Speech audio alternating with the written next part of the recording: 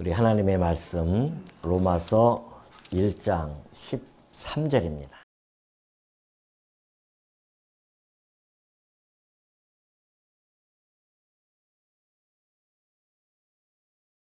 로마서 1장 13절입니다.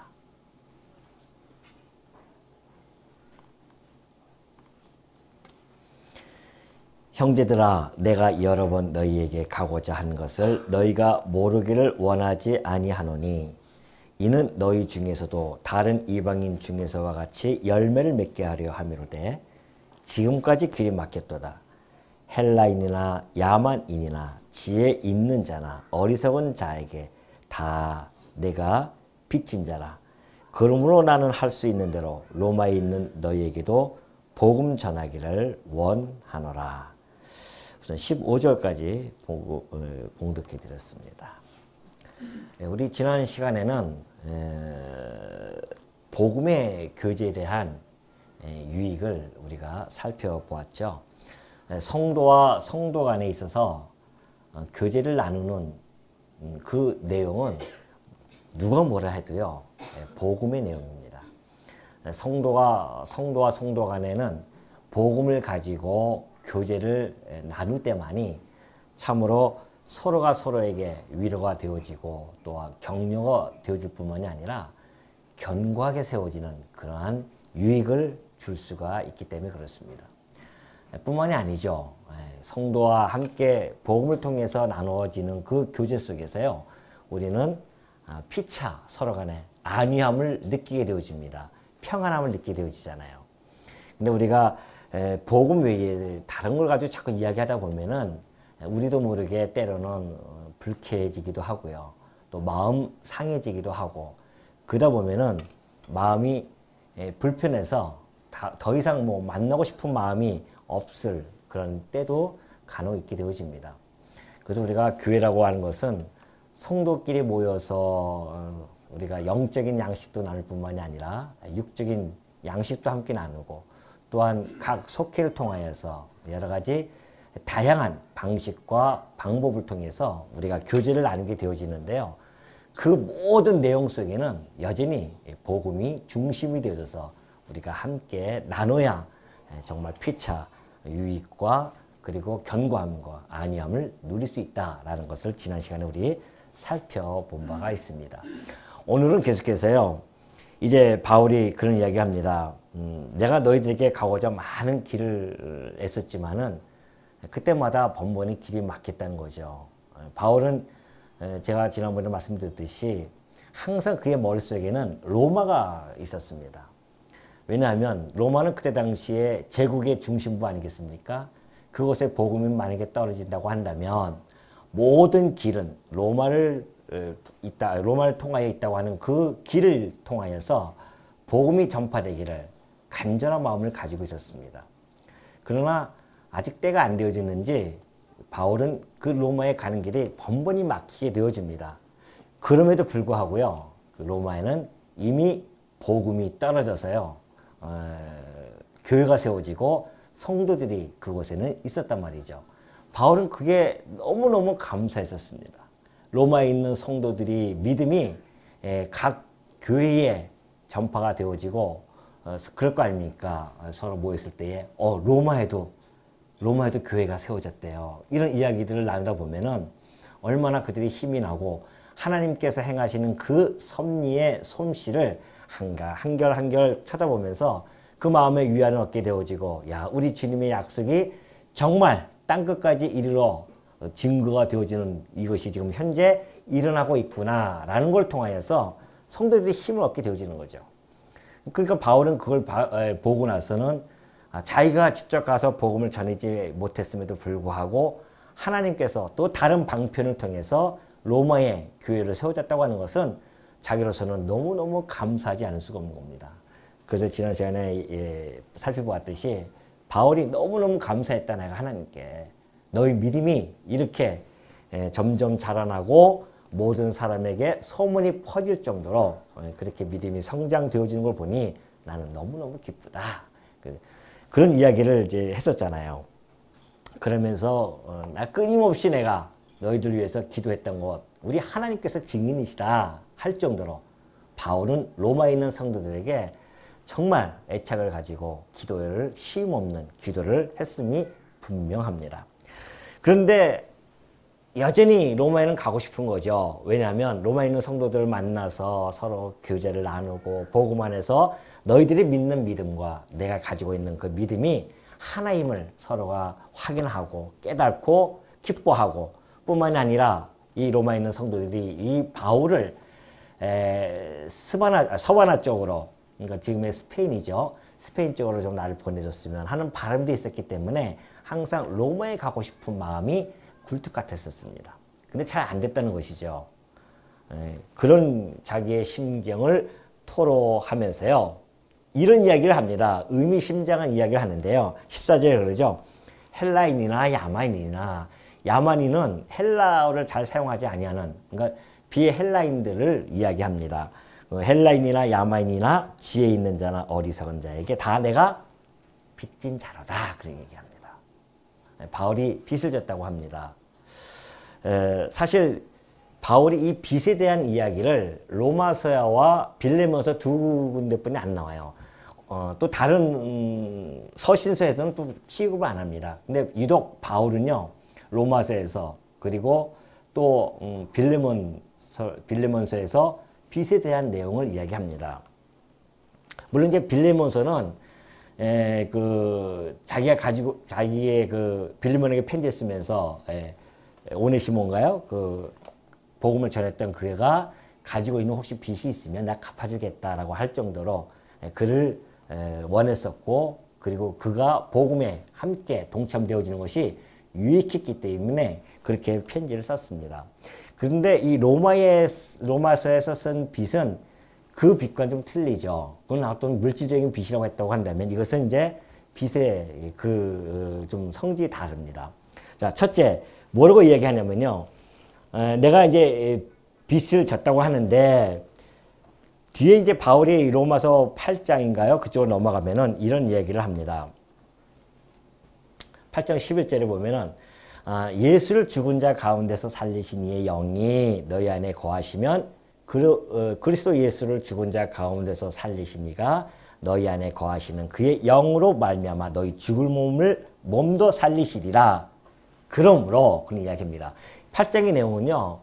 바울이 이제 7장에서 그런 고민이 있었습니다. 내가 그리스도인임에도 불구하고 여전히 내가 죄 가운데 살 수밖에 없는 그런 것에 대한 고민이 있었거든요. 그러면서 8장 1절에 넘어가면서 그러나 내가 그리스도 안에서는 더 이상 정죄함이 없다고 하는 그 기쁨을 누리게 되어집니다. 그러면서 하는 이야기예요. 그 맥락 속에서 이야기하는 겁니다. 예수를 죽은 자 가운데서 살리신 그 영이 또 우리도 함께 살리실 것인데, 그러니 여러분 형제들이요, 우리가 빚을 진 자로다. 그런 이야기를 합니다. 무슨 빚을 졌는가?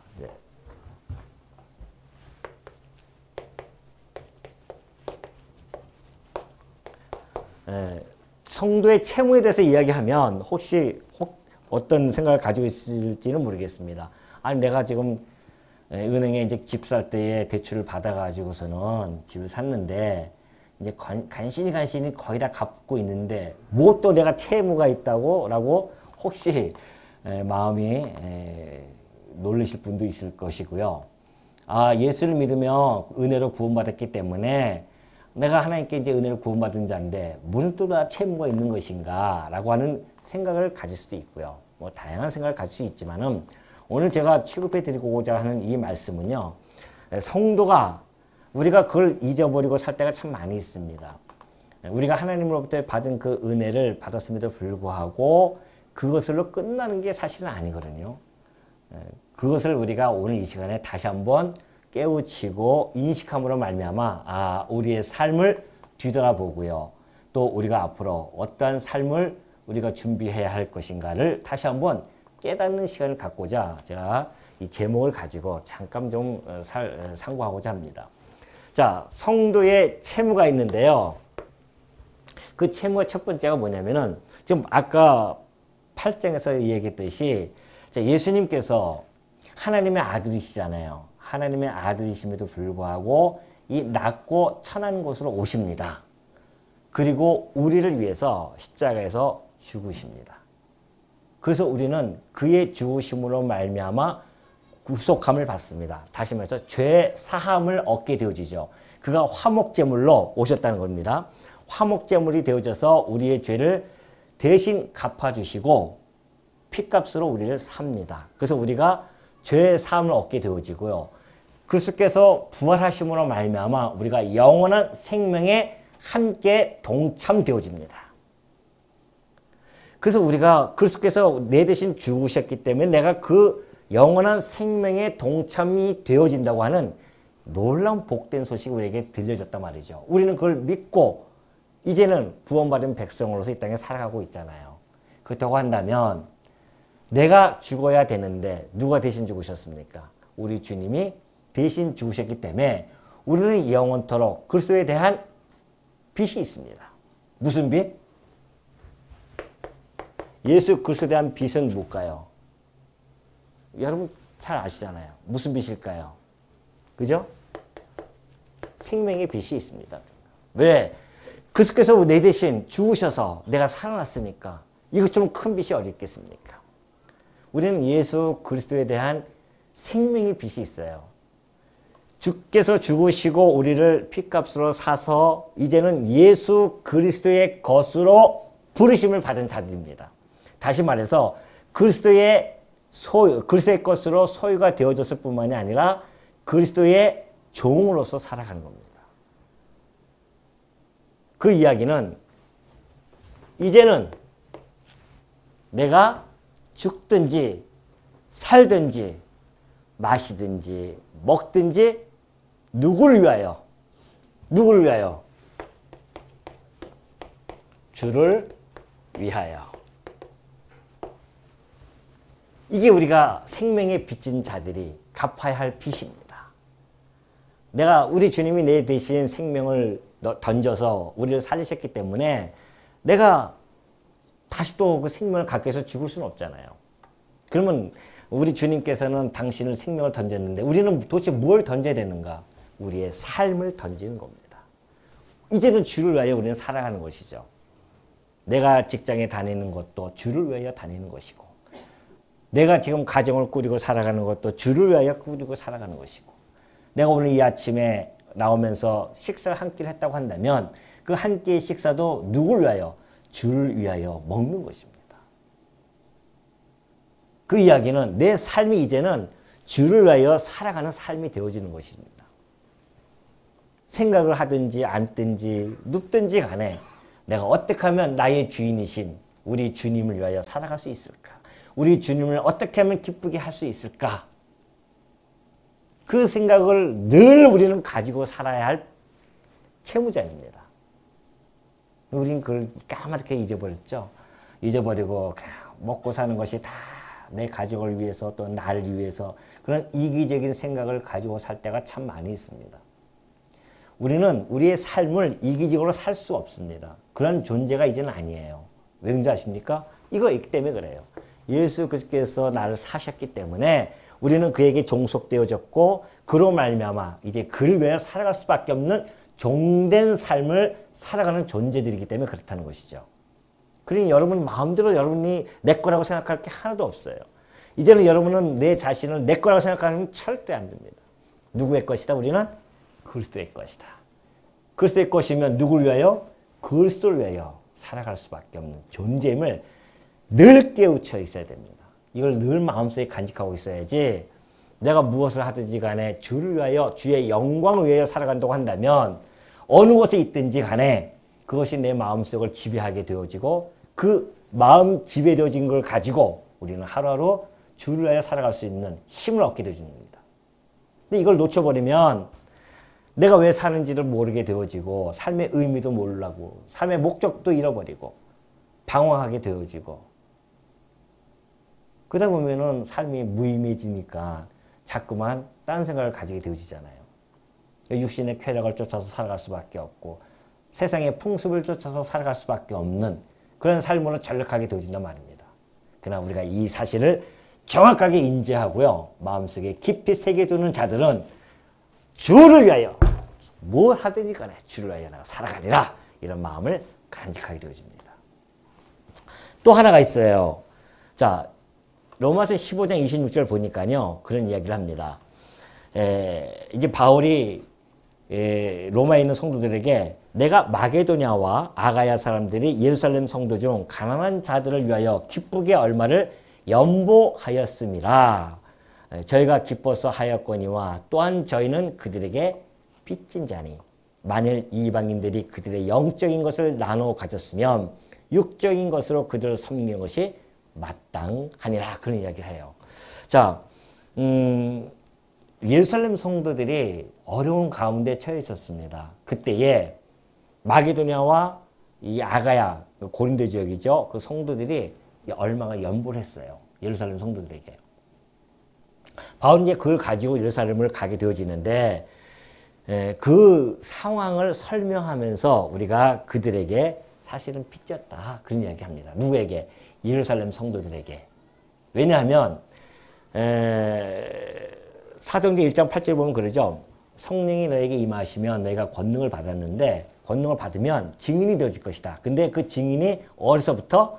예루살렘부터 시작되어져서 유대와 사마리아와 땅끝까지 간다는 이야기입니다. 그러니까 예루살렘 교회가 맨 처음에 세워졌잖아요. 그 예루살렘 교회로부터 시작해져서 복음이 확산되어집니다. 그러니 복음이 그들을 통해서 나가게 되어지죠. 그러나 더 엄밀히 깊이 따지고 보면은 사실은 누구의 힘으로? 성령께서 오셔서 그 권능을 가지고 증인이 되어져서 복음을 전하게 되어지는 거란 말입니다. 그러니 우리는 누구에게?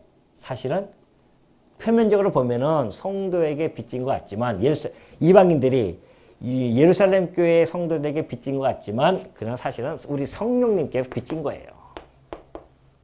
무슨 빚? 우리는 복음의 빚을 진 자들입니다. 성령께서 마음의 문을 열어서 복음의 이 소식을 전하게 해주시고 듣게 해주시고 우리의 귀를 열어서 그 소식을 듣게 해주시고 마음의 문을 열어서 받아들일 수 있도록 해주셨단 말입니다. 성령의 철저한 사역이죠. 성령을 통하여 우리가 복음을 받아들이게 되어졌습니다. 물론 과정적으로는 형제들이죠. 우리도 마찬가지 아니겠습니까? 우리는 누구에게 복음을 받았습니까? 미국 선교사들이 와서 이 척박한 땅에 와가지고서는 그들이 와서 뭐 물질과 영적인 것을 다 쏟아붓습니다. 그래서 소위 이제 4대 사업 있지 않습니까? 교육이라든가 교육을 통해서는 그 학교를 지우고 그 다음에 구제를 통해서 구제를 한다거나 뭐 권 짓고 그 다음에 또 뭐 있죠? 의료 병원을 지어서 의료 사업을 해주고 뭐 이런 등등 선교를 위해서 교회를 짓고 이런 것들을 그들이 와서 하게 되어집니다. 한국 땅에 와서. 그래서 복음이 이 땅에 떨어졌고 오늘날 이렇게 이 한국 땅에 복음이 번성하게 되어져서 많은 사람들이 복음 안에서 평화를 누리고 있단 말이죠. 그러니 우리는 사실은 누구에게 빚졌다? 표면적으로 보면은 미국 교회에게 빚졌죠.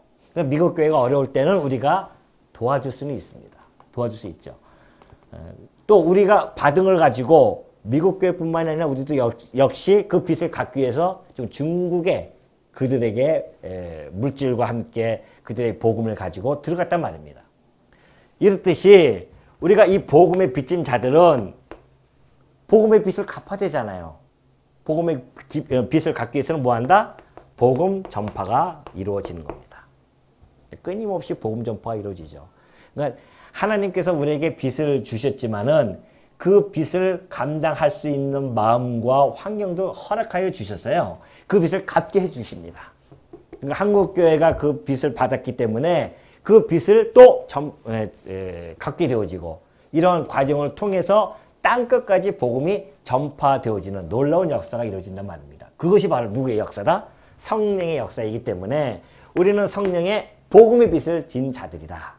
우리도 끊임없이 그래서 기회가 나면 때를 얻든지 못 얻든지 여러분의 형제들 혹시 안 믿는 자들이 있다고 한다면 여러분의 형제들, 부모님들, 우리 자식들 또 우리 뭐 친척들에게 복음을 전파해야 할 빚이 우리에게는 있다 없다? 있는 거죠. 그런 것조차 우리는 난 몰랐다고 한다면은 우리가 그동안에 뭔가 잘못 인식하고 살아왔던 겁니다. 또 하나가 있는데요. 그거는 고린도전서 9장 16절 보면 그러죠. 내가 복음을 전할지라도 자랑할 것이 없으면 내가 부득불할 일임이라. 만일 복음을 전하지 아니하면 내게 화가 있을 것이로다. 그런 이야기를 해요. 바울은 복음을 전하는 것이 내가 뭐 자랑할 것이 없다 사실은. 왜? 부득불할 일이기 때문에 안 그러면 내가 화가 입을 것이다. 채무의 당위성을 이야기합니다. 내가 복음을 전파할 수밖에 없는 상황이 되어진 것은 안 하면 내게 화가 있기 때문에. 왜? 하나님께서 그리스도께서 내 대신 생명을 갚아주셨고 나를 직접 불러서 사도로 보냄을 받았는데 어떻게 안 하면 어떻게 하겠습니까? 화를 입는 건 당연하죠. 요나가 그렇게 했었잖아요. 요나가 하나님께서 요나야 저 니느웨 성에 가가지고서 복음을 한번 전해봐라 했더니만 싫습니다. 나는 그쪽 애들은 영 마음에 안 듣습니다. 해가지고서는 도망가다가 물고기 뱃속에 들어가서 3일 동안 있었잖아요. 그리고 거기서 튀어나와서 하나님께서 그를 갖다가 니느웨 쪽으로 보내니까 가서 복음을 전하는데 많은 사람들이 듣고 돌아온단 말입니다. 안전하면 화를 당할 수밖에 없다. 바울은 그걸 너무나 잘 알고 있었기 때문에 자기가 그 진 빚에 대한 채무의 당위성을 너무나 잘 알고 있었습니다. 부득불내가 할 수밖에 없다. 여러분 이게 바울뿐만이겠습니까? 비단? 바울뿐만이 아니잖아요. 오늘 이 시간 우리가 살아가는 우리들도 마찬가지입니다. 우리도 다 복음에 빚진 자들이고 생명에 빚진 자들 아니겠습니까? 그렇기 때문에 우리가 전하지 아니하면 어떻게 할 거예요? 전할 사람이 없는데 누가 전하겠습니까? 이 복음을. 교회가 감당하지 않으면 할 사람이 없어요. 그만큼 이 교회가 아주 중요성을 가지고 있다. 교회뿐만이 아니라 내 스스로도 그런 중요성을 가지고 있기 때문에 우리는 때를 얻든지 못 얻든지 전파할 수밖에 없는 우리는 그런 채무자다라는 것을 기억하시기 바랍니다. 또 한 가지가 있다고 그랬죠. 요한일서 보니까요 이런 이야기를 합니다. 사도 요한이 사랑은 여기 있으니 우리가 하나님을 사랑하는 것이 아니요 하나님이 우리를 사랑하사 우리 죄를 속하기 위하여 화목제물로 그 아들을 보내셨음이라 그래요. 하나님이 우리가 하나님을 사랑하는 게 아니라 하나님이 우리를 사랑해서 오셨다고 그랬죠. 하나님의 속성 중에 하나가 사랑입니다. 그 사랑을 말미암아 우리를 그냥 아가페적으로 사랑해 주시는데 그가 당신의 우리 죄를 속하기 위해요. 얼마나 우리를 사랑하시는지 우리 죄를 속하기 위해서 당신의 가장 사랑하는 아들을 보냈습니다. 화목제물로 그것도. 말이 됩니까? 내 자식을 다른 사람을 위해서 내줄 수 있겠냐 말이죠. 우리의 상상을 초월합니다. 하나님의 사랑은 우리의 상상을 초월해요. 당신 아들을 주기까지 우리를 사랑하는 모습을 보여준단 말이죠. 그러니 사랑하는 자들아 하나님이 이같이 우리를 사랑하셨은즉 우리도 서로 사랑하는 것이 어떻게 하다? 마땅하다. 자, 하나님께서 우리를 사랑하셨으니 우리가 어떻게 된다? 사랑하는 것이 뭐다? 마땅하다. 누구 사랑? 하나님을 사랑하는데 안 보이는 하나님을 어떻게 사랑하겠어요, 우리가? 어떻게 사랑합니까? 보이는 내 형제를 사랑하는 것이 하나님을 사랑하는 것이다. 그래서 형제 사랑입니다. 하나님이 우리를 그만큼 사랑하셨기 때문에 우리는 사랑의 빚을 진 자들입니다. 하나님께. 사랑의 빚진 자들은 사랑의 빚을 갚아야 할 의무가 있습니다. 그래서 채무가 있다는 겁니다. 의무가 있는 거예요. 내가 너희를 사랑한 것처럼 너도 형제를 어떻게 하라? 사랑하라. 이것이 마땅하다. 이게 의무가 있다는 거죠. 마땅하다. 이게 우리가 가지고 있는 빚입니다. 청산해야 할 빚이죠. 언제까지? 평생. 우리의 평생 동안 갚아야 할 빚입니다. 그러니 우리가 이 사랑의 빚을 지고요. 생명의 빚, 이 복음의 빚, 사랑의 빚을 진 우리가 빚을 안 갚는다면은 그거는 뭐 상상에 맡기겠습니다. 세상에서도 빚을 안 갚으면은 물리적인 압력이 들어오는데 하물며 항차 이 어마어마한 빚, 이 빚을 우리가 갚지 않는다고 한다면 바울이 얘기했던 것처럼 내가 화를 당할 것이다. 그러니 여러분 우리가 성도로 살아간다고 하는 것이 근데 이 빚은 이 채무는요 이게 고통과 괴로움의 빚이 아닙니다. 얼마나 큰 이게 기쁨과 즐거움의 빚입니까? 안 그래요? 내가 사랑을 하나님부터 받았다. 이것처럼 즐겁고 기쁘고 행복한 것이 어디 있겠어요? 전능하신 하나님이 아니 내가 무엇이간데 생각해봐요 여러분. 우리가 하나님께 얼마나 그렇게 충성을 다해서 살아갑니까? 그러지도 못하는 나를 당신의 사랑 아들을 죽이기까지 해서 우리에 대한 사랑을 확증시켜 주려고 보여주셨는데 그것처럼 행복한 게 어디냐 말이죠. 그것이 부담으로 다가옵니까? 행복으로 다가옵니까? 행복으로 다가오잖아요. 그러니까 행복으로 받은 그 빚은 행복한 가운데 빚을 갚을 수밖에 없는 겁니다. 그 행복 속에서. 하나님부터 사랑을 받으면 그 기쁨이 기쁘고 즐겁고 평안하니까 나도 자꾸만 사랑을 전하게 되어지잖아요. 마찬가지죠. 이거 주를 위하여 사는 것도 이거 부담돼. 이게 부담된 빚이 아니라니까요. 주님의 그 은혜에 우리의 감동이 옵니다. 내가 무엇이겠는데 날 위해 생명을 던져 우리 주님께서 감동이 와요. 감격이 옵니다. 그 감동과 감격이 나로 하여금 주를 위하여 살아가게 한다는 것이죠. 그러니까 이 빚은 우리는 정말 행복하게 갚을 수 있는 빚입니다. 부담과 두려움과 괴로움으로 갚는 빚이 아니에요. 세상 빚이야 그렇지만은 우리가 가지고 있는 이 영적인 빚은 갚으면 갚을수록 기쁨이 있고요. 즐거움이 있고요. 그러니 여러분 이 복음을 전파할 때 그 기쁨을 이루 말할 수 있습니까 여러분들? 여러분이 가서 복음을 전했는데 상대방이 그 복음을 받아들여요. 그리고 정말 이 복음 안에서 그가 기뻐하고 즐거워하는 걸 보면 여러분의 마음은 이루 말할 수가 없습니다. 우리가 자식을 낳아서 그 자식을 힘들게 낳았을 때에 부모님들은 뭐 다 느껴보셨잖아요. 얼마나 기쁩니까? 그 자식이 이뻐지고. 근데 영적으로 우리가 자식을 낳는다? 영적인 복음을 전해서 내가 영적으로 낳는다? 얼마나 기쁜지 모른지예요. 그 기쁨을 여러분 만끽하신 지가 얼마큼 되셨습니까? 오래되셨습니까? 생육하고 번성한다고 하는 그 기쁨은 육신적인 것뿐만이 아니라 영적인 것도 동일합니다. 어쩌면 더 고차원적인 기쁨을 느낄 수가 있는 거죠. 한 생명이 돌아오는 그 놀라운 역사. 그 역사의 현장에 내가 뛰어들어가서 직접 그 일을 내가 감당했다. 해산하는 고통을 통해서 내가 그 한 영혼을 갖다가 돌아오겠다. 그좀 큰 기쁨이 어디 있겠고 하늘의 천사들이 얼마나 기뻐할 것이며 하나님 또한 얼마나 우리 갖다가 바라보면서 흠태하시겠냐 말이죠. 요즘 해산하는 고통을 별로 안 하셔가지고 별 느낌을 못 느끼실지 모르겠지만은 항상 우리가 이런 빚을 가지고 있다는 것을 잊지 마시기 바랍니다. 이 빚을 가지고 우리가 살아가야 된다.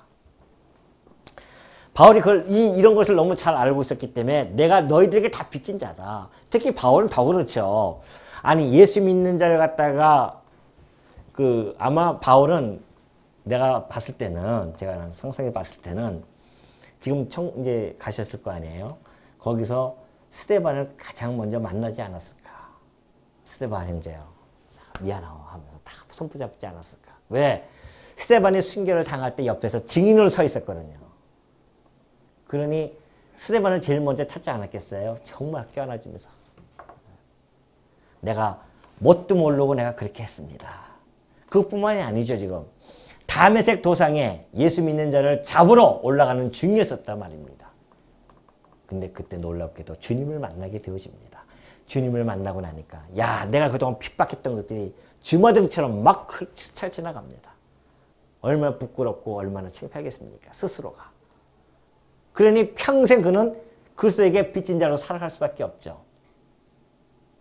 가는 곳곳마다 그가 자기를 고백하기를 내가 죄인 중에 죄인이요 괴수 중에 괴수다 라고 고백할 수밖에 없는 그 이유가 바로 거기에 있었습니다.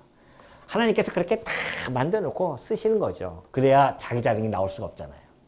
그래서 늘 바울은 그런 빚짐을 가지고 살아가는 모습을 우리에게 보여준 것입니다. 그러므로 우리가 이 빚을 안고 살아가는 자들, 이 채무의 당위성 여러분 마음속에 간직하시고요. 기쁜 마음으로 이 빚을 갚아야 된다는 생각 여러분 마음속에 꼭 간직하시기 바랍니다. 자, 그러면서 이제 그런 이야기 하죠. 15절. 그러므로 그래요. 내가 빚진 자이기 때문에 그러므로 나는 할 수 있는 대로 로마에 있는 너희에게도 복음 전하기를 원하노라. 로마에 있는 너희들 내가 할 수 있으면 내가 이제 복음 전하고 싶다. 내가 지금 가서는 직접 못하고 있지만은 지금부터라도 내가 서면을 통해서라도 이 서신을 통해서라도 너희들에게 복음의 진술을 전해주고 싶다. 그러면서 이제 복음에 대한 내용을 쭉 뒤편에 쓰기 시작하는 겁니다. 할 수 있는 대로 내가 너희들에게 복음을 전하고 싶다. 근데 그 복음은 도대체 뭔가? 내가 복음을 부끄러워하지 아니한다. 내가 너희들에게 전할 그 복음을 내가 절대 부끄러워하지 않는데 그 이유는 이 복음은 모든 믿는 자에게 구원을 주시는 하나님의 능력이 됨이라. 그런데 먼저는 유대인에게 그리고 헬라인에게로다. 바울은요, 이제 이 복음을 전하는데 자기는 절대 이거 부끄러워하지 않는다고 해서 고백을 하죠. 사실 바울은 복음을 전하면서 세상적으로 보면은 너무나 마음 부끄러움을 당합니다. 다니면서 먹을 게 없어가지고요, 굶질 때가 많이 있었습니다. 그도 그럴 것이 지금처럼 이렇게 좋은 시절이 아니잖아요. 그러면서 복음을 전하러 다니고 걸어 다니고 말이나 있으면 한번 얻어 탈까? 배가 있으면 배를 한번 갈까? 성도들이 모아서 연보해 주면 그 돈 가지고 또 배 타서 가서 또 복음 전하기도 하고 떨어지면은 어떻게 해요? 가다가 장막 깁는 일을 하면서 또 하기도 하고 매일 어떻게 장막 깁는 일을 할 수 있겠습니까? 이동하다 보면 또 굶을 때도 있고요. 배고프잖아요. 헐벗고 굶주리고 그것만 있으면 또 다행이게요. 때려는 매도 맞습니다. 아니 바울 정도 되면은 당대의 기득권자 아니겠습니까? 많은 사람들에게 존경을 받을 수 있고요. 자기의 기득권을 누릴 수 있는 자였었습니다. 근데 그 모든 것을 분토처럼 다 버려버립니다. 자기 가지고 있는 모든 학식, 자기의 위치, 신분 다 버려버려요. 오로지 복음을 위해서 살아가는데 그 복음의 길이 영광스러우면 얼마나 좋겠냐 말이죠. 오늘날처럼 대형교회 목사들처럼 하고 빚과 빚자하면서 그런 환영받고 살아가면 얼마나 좋겠냐 말이죠. 바울은 그러지 않았습니다. 그가 가는 곳곳마다 그는 매가 기다리고 있었고요. 오직하면은 죽지 않을 정도로 태형을 39대나 맞고 그것도 3번씩이나 온몸에 예수의 흔적을 남기면서 그가 살아갔던 바울이었습니다. 세상적으로 얼마나 부끄럽습니까? 감옥에 갇히기도 하고 그런 고난 속에 있는 그 바울 부끄럽게 자기는 생각할 수 있었지만은 사람들이 봤을 때는 야, 저 뭐하러 저렇게 살아가고 있는가? 바보 아닌가? 왜 저렇게 살아? 그렇게 바라볼 수 있잖아요. 그럼에도 불구하고 바울은 자기가 그 전하는 그 복음 절대 부끄러워하지 않았습니다. 왜 그런지 아십니까? 바울은 디모데에게 이런 편지를 하나 던져줍니다. 디모데야, 너는 내가 우리 주를 증언함과 또는 주를 위하여 갇힌 자 된 나를 부끄러워하지 말아라. 바울은 디모데는 자기 믿음의 아들입니다. 믿음의 아들에게 하는 이야기예요. 지금 유언서 아닙니까? 디모데후서는 유언입니다. 마지막 편지를 쓰는 거예요. 지금 디모데에게. 그러면서 하는 이야기가 주를 위하여 내가 갇혔다. 내가 갇혔는데 그 이유는 주를 위하여 내가 갇혔다는 겁니다. 왜? 생명의 빛을 진 자니까 내가. 주를 위하여 내가 갇혔는데 디모데야 너 나 부끄러워하지 마라. 그러면서요. 뒷말이 우리의 심장을 더 울립니다. 오직 하나님의 능력을 따라 복음과 함께 너도 어떻게 해라? 고난을 함께 받아라. 그런 이야기예요. 이게 사실 이런 얘기 나오는 게 쉽지가 않거든요. 우리는 이야기할 때 너 이렇게 하면 잘 될 거야 이렇게 얘기하는 것은 쉽지만은 너 같이 고난을 받자. 무슨 고난? 나처럼 감옥에 매일 때도 있을 것이고 헐벗고 굶주릴 때도 있을 것이며 매를 맞을 때도 있을 거야. 그러나 너도 알다시피 우리가 누구를 위해 좀 살아가고 있느냐? 주를 위하여 살아가고 있지 않느냐? 우리의 생명을 위하여 자기 목숨을 던지신 그 주를 위하여 우리가 살아가고 있는 자들이 아니냐? 그러니 우리가 그를 위하여 고난을 받는 거 당연하다. 너도 함께 그 고난에 동참하라. 세상에 이렇게 이야기한다는 것이 도대체 이게 복음의 힘입니다. 이게 우리 주인을 아는 자들의 삶의 힘입니다. 두려워하지 않습니다. 고난에 두려워하지 않습니다. 매에 떨리지 않습니다. 헐벗고 굶주림에 그것 때문에 바울 오직하면 내가 부유한 거나 가난한 거나 헐벗거나 많이 먹거나 모든 것에 다 뭐해? 일체의 비결을 내가 배웠다. 있어도 좋고 없어도 좋고. 그러니 너희가 고난을 받으라. 이로 말미암아 또 이 고난을 받되 부끄러워하지 않은 것은 내가 믿는 자를 내가 알고 있다는 겁니다. 바울은 그래요.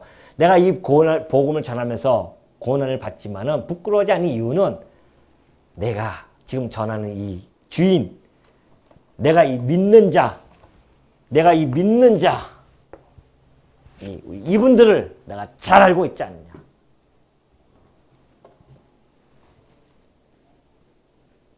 너무 잘 알죠. 우리 예수님께서 그가 찔리셨잖아요. 그가 우리를 위하여 찔리셔서 우리는 그를 찔림을 통하여서 우리는 허물을 우리는 다 우리의 허물 때문에 그가 찔린 거 아니겠어요? 우리의 죄악 때문에 그가 상했었고요. 우리의 평화를 위해서 그가 징계를 받으시고 결국은 그가 채찍을 맞음으로 우리가 다 나음을 얻게 되어지는 우리가 못난 우리를 위해서 예수님이 못난 게 아니잖아요. 못난 나를 위해서 주님이 생명을 던졌다. 이걸 우리가 아는 자로서는 어떻게 그가 맡기신 그 복음을 부끄러워할 수 있겠냐 말이죠. 아니죠. 그래서 부끄러워하지 않을 뿐만이 아니라 또 디모데에게 또 그런 얘기하죠. 오네시보를 갖다 들춰냅니다. 오네시보를 하면서 같은 이제 형제 아니겠어요? 같은 형제인데 복음을 같이 전하는 형제인데 바울이 로마에서 사슬에 매였단 말입니다. 그 사슬에 매인 것을 부끄러워하지 아니하고요. 날마다 시간 날 때마다 부지런히 찾아와 만났다는 이야기입니다. 그 이야기는 찾아와서 시간 날 때마다 감옥에 있으니까 사식도 넣어주고 어려운 거 없는지 살펴보아주고 격려도 해주고 위로도 해주고 오네시보가 왜?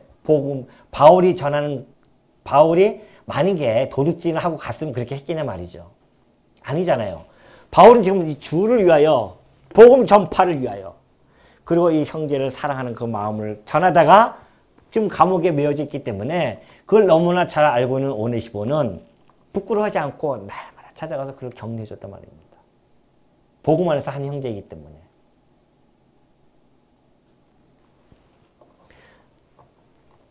결정적인 것은 뭐가 있는지 하면 히브리서 보면 그런 이야기하죠. 거룩하게 하시는 이와 거룩하게 하시는 이가 바로 그리스도입니다. 또 거룩하게 입은 자들 성도들이죠. 다 한 근원에서 난지라. 다 하나님으로부터 난 자다. 왜? 하나님의 아들 맏아들이신 그리스도고 우리는 그의 양자이기 때문에. 그러므로 형제라 부르기를 부끄러워하지 않으셨어요. 누가? 우리 주님께서 내가 무엇이간데 나를 형제로 부르기를 부끄러워하지 않으셨단 말입니다. 죽기까지 나를 자기 생명을 던져놓고 날 형제로 부르기를 부끄러워하지 않으셨대요. 우리 주님께서. 결정적인 거 아닙니까? 결정적이죠. 어떻게 우리는 내 형제가 조금만 좀 세상적으로 좀 가진 것도 없고 하면은 좀 부끄럽잖아요. 얘기하기가. 우리 교회도 나가서 얘기하면 좀 부끄럽게 여길 수도 있죠. 그 몇 명이나 되면 안 돼요. 뭐 이렇게 얘기할 수도 있잖아요. 우리가 식당에 가서 밥 먹는 걸 때도 기도할 때도 부끄러워가지고 막 이렇게 보고 하다가 하는 말도 하고 막 할 때도 있잖아요. 근데 우리 주님은 나를 형제라 부르기를 부끄러워하지 않으셨어요. 형제라 부르기를. 찢기와 같은 우리들을, 만물의 찢기와 같은 우리들을 형제라 부르기를 부끄러워하지 않으실 수 있겠냐 말이죠. 근데 어떻게 우리가 주님의 복음을 전하는 자들이 복음을 부끄러워할 수 있겠습니까? 더군다나 이 복음의 이 능력은 우리를 구원이라고 하는 놀라운 능력으로 인도해 가는데 결과가 엄청난데 복음의 과정은 전하는 과정은 세상적으로 부끄러울 수도 있어요. 매를 맞고 헐벗고 굶주릴 수도 있단 말입니다. 그러나 그 결과는 어마어마한 양상을 띱니다. 구원이라고 하는 어둠의 권세에서 빛의 나라로 옮기게 되어지는 사망과 죄의 법에서 생명의 나라로 옮겨지는 놀라운 역사가 일어난단 말입니다. 아니 재판장에서 땡땡땡 해놓고 나서 무죄입니다. 그 소리 하나 1심에서 2심에서 막 그냥 무기징역 받았다가 마지막 대법원에서 무죄입니다 한 소리만 들어도 그렇게 기뻐서 날뛸 텐데 그 어둠의 권세에서 흑암의 권세에서 건지냄을 당한다? 그 엄청난 일이 벌어지는 그 사건이 지금 복음 전파의 일이란 말입니다. 부끄러워할 수가 있겠냐 말이죠. 이게. 천만에 맞습니다. 자랑스러워야 되죠. 우리는 이 일을 위해서 평생을 살아갈 자들이기 때문에 그렇습니다. 내가 태어나고 내가 죽을 때까지 내가 삶의 의미와 목적이 우리 주님의 영광을 찬양하는 것이지만 과정 속에서는 우리가 이 복음을 전파하면서 하나님께서 계획해 놓으신 하나님께서 만세전에 예정해 놓으신 그 형제들 현재 잃어버린 그 양들을 찾아서 복음을 전파하고 그들이 돌아오는 이 놀라운 역사를 교회가 아니면 누가 하겠냐 말이죠. 할 자가 없잖아요. 우리가 간직한 이 복음은 어마어마한 능력을 가지고 있습니다. 살리는 일이에요. 죽이는 일이 아닙니다. 교회는 살리는 일이에요. 그 일을 우리가 지금 감당하고 있는 자들입니다. 그 일에 대한 채무가 있는 자들입니다. 그러니 여러분들이 이런 의식 없이 이런 인식 없이 그냥 하루하루 살아간다고 한다면 각자가 생각하십시오.